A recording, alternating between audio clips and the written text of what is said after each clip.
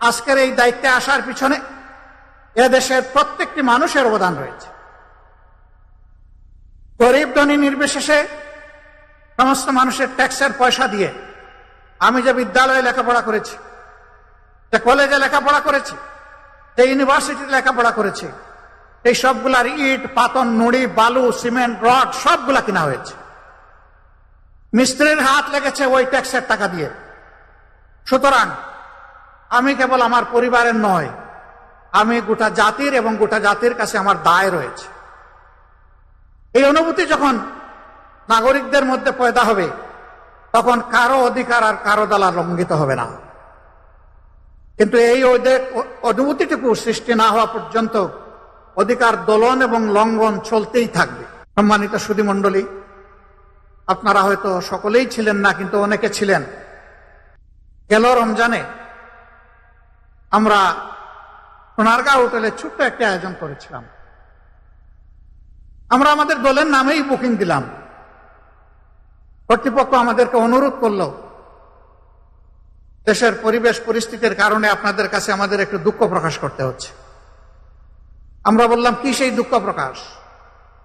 তারা বললেন, মেহরবানি করে আপনারা কোনো ব্যানার দিবেন না। আমরা বললাম, ঠিক আছে, আমরাই আমাদের ব্যানার আমরা দিব না। বললো, তাইলে আর কোনো অসুবিধা নেই। আমাদের ইফতার মাহফিল শুরু হওয়ার 3 ঘন্টা আগে পুলিশ পাঠিয়ে দিয়ে বলা হলো, আপনারা ইফতার মাহফিল করতে পারবেন না। আমি তখন আমার বাসা থেকে সোনারগাঁও হোটেলে যাওয়ার পথে আমার সহকর্মীরা জিজ্ঞেস করলেন, কি করব? আমি বললাম, আমাদের যারা দাওয়াত পেয়েছিলেন তারা কি এসে গেছেন? বলে যে হ্যাঁ, তাদের অনেকেই এসে গেছে। আমি বললাম যে তাদেরকে বলে দিন আমাদের মেহমানরা এসে গেছেন, পারলে তোমরা বের করে দাও, আমরা কাউকে এখান থেকে বিদায় দিতে পারবো না এবং আমি আসছি। আল্লাহ যেন সেই পর্যন্ত আমাকে হায়াত দেন আর আপনারা অপেক্ষা করেন। আমি যাওয়ার পরে জিজ্ঞেস করলাম, আমাদের অপরাধ কি? বলে যে স্যার, আপনাদের কোনো অপরাধের বয়ান আমরা দিতে পারবো না, আমরা প্রচন্ড চাপে আছি। আমি বললাম, সেই চাপটা কে দেয়? ওই যে উপর মহল থেকে। আমি বলি যে আমি কোনো উপর মহল মানি না, এটা আমার নাগরিক অধিকার। আমি কোনো অবৈধ পার্টি নয়, আমি কোনো নিষিদ্ধ পার্টি নয়, আমার এখানে অধিকার রয়েছে।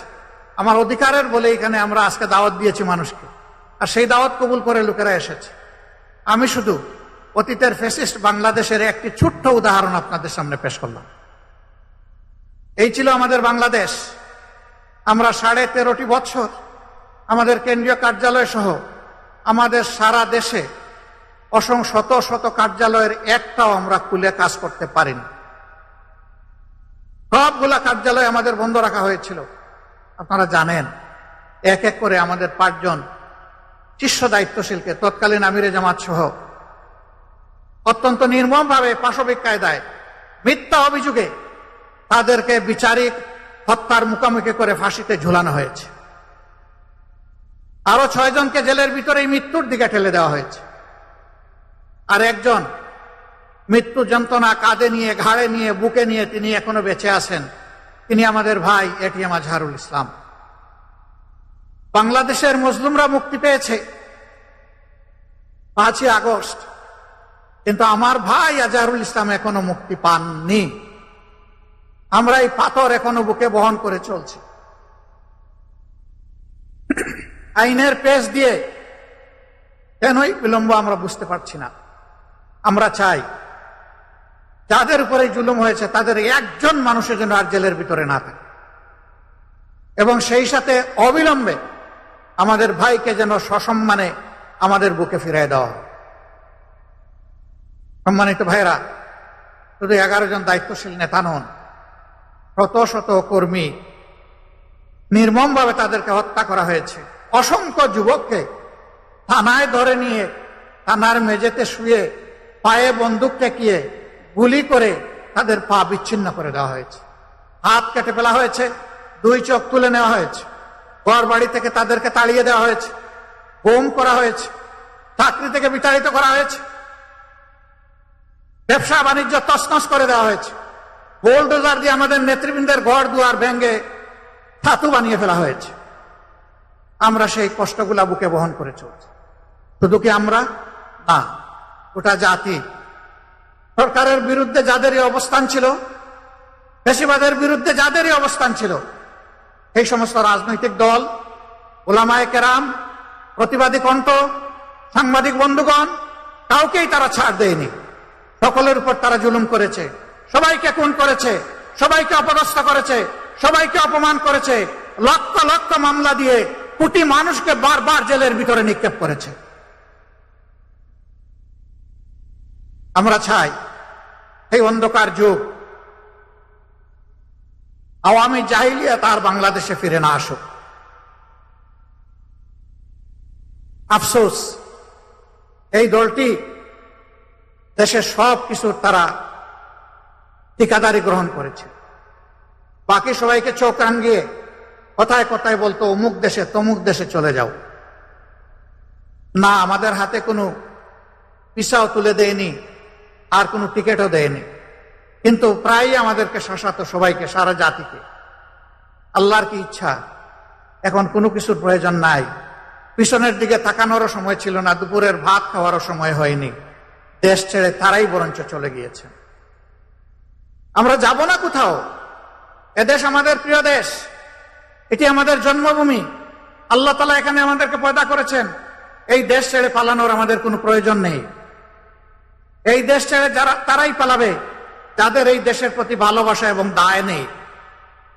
যাদের ভালোবাসা এবং দায় আছে তারা বুকে গুলি নেবে, কিন্তু দেশ ছেড়ে পালাবে না ইনশাআল্লাহ। 24-এর এই গণ বিপ্লবের পর যে নতুন বাংলাদেশ গড়ার সম্ভাবনা আমাদের হাতে ধরা দিয়েছে। আমরা দল, ধর্ম, জাতি নির্বিশেষে সকলের কাছে আহ্বান জানাই, আসুন জাতীয় স্বার্থের জায়গাটায় আমরা এক হয়ে যাই। আমাদের মতের ভিন্নতা থাকবে, মত পার্থক্য থাকা এটা কোনো অপরাধ নয়, বরঞ্চ এটি একটা গণতান্ত্রিক সমাজের সৌন্দর্য। আমাদের মত পার্থক্য যেন মত বিরোধে রূপান্তরিত না হয়। আমরা মত পার্থক্যকে ওয়েলকাম করি, কিন্তু আমরা মতবিরোধ চাই না। আমরা যার যার জায়গায় যার যার নীতি পলিসি, দেশকে গড়ার আমাদের স্বপ্ন এবং পরিকল্পনা আমরা জাতির সামনে তুলে ধরব।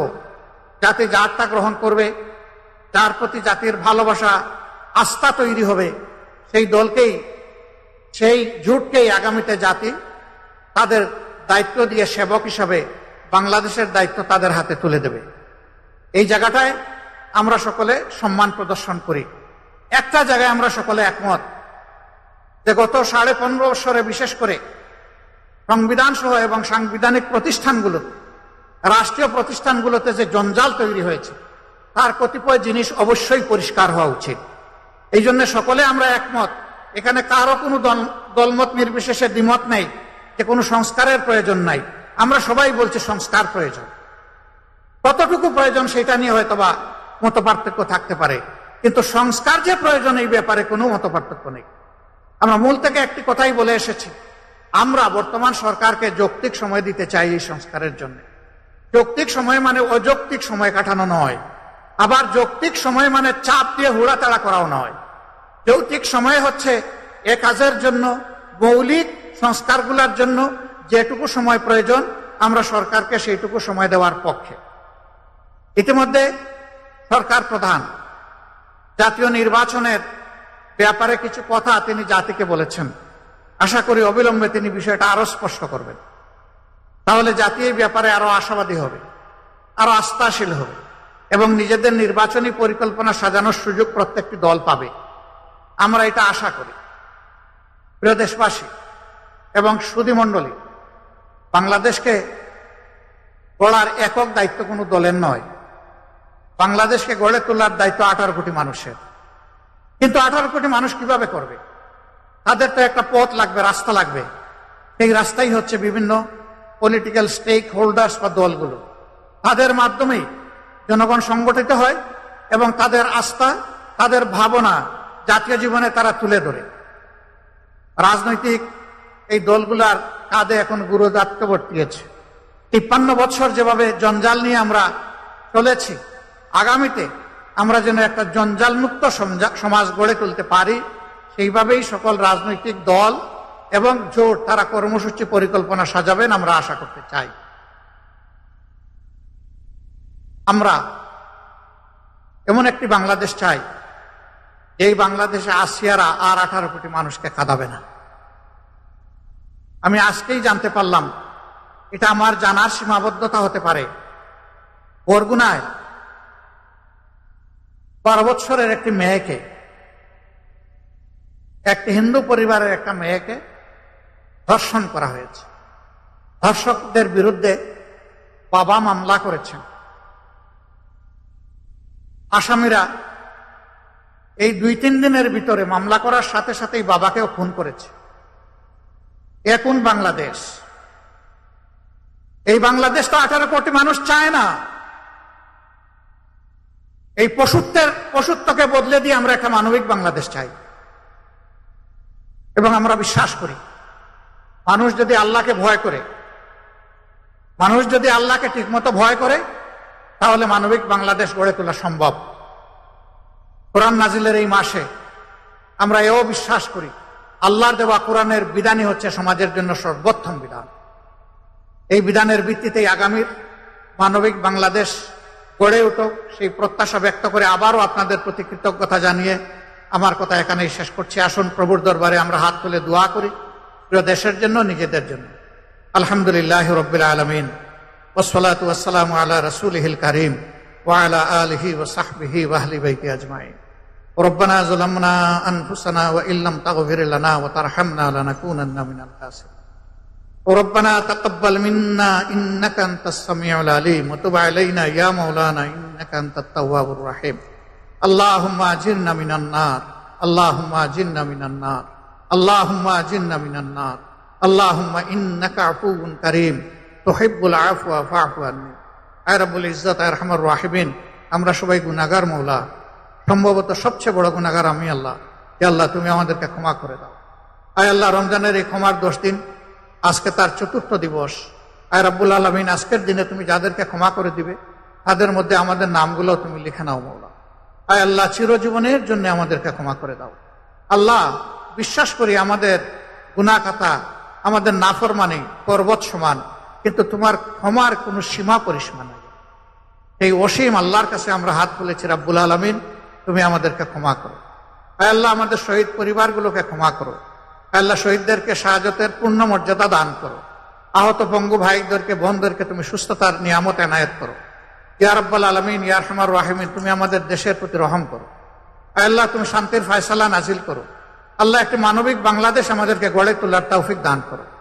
আল্লাহ, জাতীয় ইস্যুতে, জাতীয় স্বার্থে আমাদের পুরা জাতিকে তুমি ঐক্যবদ্ধ করে দাও। আল্লাহ, সব ধরনের ফেসিবাদের বিরুদ্ধে এই জাতিকে মাবুদ মজবুত প্রাচীর গড়ে তোলার তৌফিক এনায়েত করো। আল্লাহ, আজকের এই মজলিসে যাকে তোমার মায়া লাগে, যাদেরকে তোমার পছন্দ হয়, তার এবং তাদের উসিলায় তুমি আমাদের দোয়াকে কবুল করে নাও। রব্বানা তাকাব্বাল মিন্না ইন্নাকা আনতাস সামিউল আলিম ওয়া তুব আলাইনা ইয়া মাওলানা ইন্নাকা আনতাত তাওয়াবুর রাহিম। সুবহানা রাব্বিকা রাব্বিল ইজ্জাতি আম্মা ইয়াসিফুন ওয়া সালামুন আলাল মুরসালিন ওয়ালহামদুলিল্লাহি রাব্বিল আলামিন।